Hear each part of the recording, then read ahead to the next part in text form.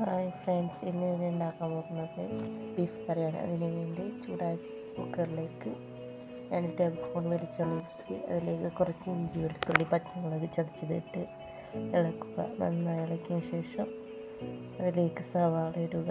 വലിയ സവാളയാണെങ്കിൽ 3 എണ്ണം, ചെറുതാണെങ്കിൽ ഒരു 4 എണ്ണം ഉണ്ടാവും.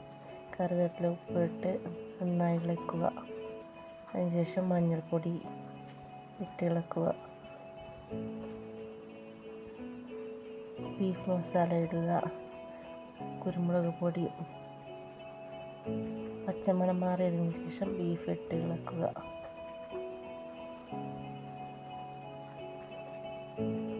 രണ്ട് കിലോ ബീഫിൻ്റെ അളവാണ് ഞാൻ പറയുന്നത്.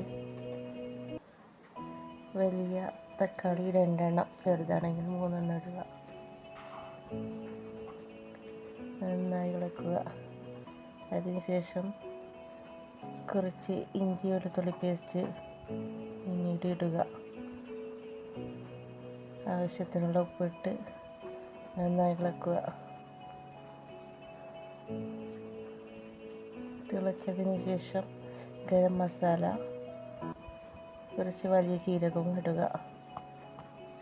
മല്ലിയിലയിട്ട് കുക്കർ മൂടി വയ്ക്കുക. 3-4 വിസിൽ വന്നതിന് ശേഷം എടുത്ത് പിന്നീട് മുളക് പൊടി, മല്ലിപ്പൊടി ഇടുക. കുറച്ച് ക്രഷ് ചെയ്ത മുളക് ഇട്ട് നന്നായി ഇളക്കുക. 20 മിനിറ്റ് ചെറിയ തീയിൽ വെക്കുക. ബീഫ് കറി റെഡി.